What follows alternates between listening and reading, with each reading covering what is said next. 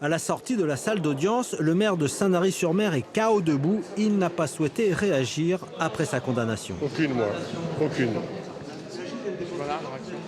Ferdinand Bernard est condamné à 3 ans de prison dont 6 mois ferme, 5 ans d'inéligibilité et à la confiscation du bien immobilier qui a notamment fait l'objet de ce procès. L'avocat du maire de Sanary considère que les juges n'ont pas entendu son client. J'estime que cette décision n'est pas le juste reflet de l'audience qui s'est tenue au mois de juin. J'estime que les explications, notamment fournies par mon client au cours de ces débats, n'ont pas été retenues comme ils auraient dû l'être. Et enfin, sur un plan juridique, j'estime que les éléments objectifs du dossier de la procédure auraient dû conduire à une décision de relax.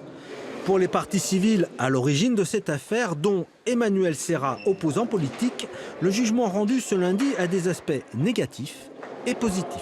Elle a maintenu la confiscation de la parcelle sur laquelle il a fait des opérations qui sont irrégulières et elle a reconnu le caractère irrégulier de cette opération. Donc je pense que tous les Sanariens vont pouvoir comprendre, réaliser, ce qui n'est pas toujours le cas, que le maire fait ses affaires sur le dos de la commune. Il est reproché au maire de Sanary-sur-Mer, notamment de s'être délivré un permis de construire pour un projet immobilier et d'avoir promu sa maîtresse au rang de directrice générale des services en doublant son salaire alors qu'elle n'avait pas le diplôme requis. Ferdinand Bernard a décidé de faire appel de sa condamnation.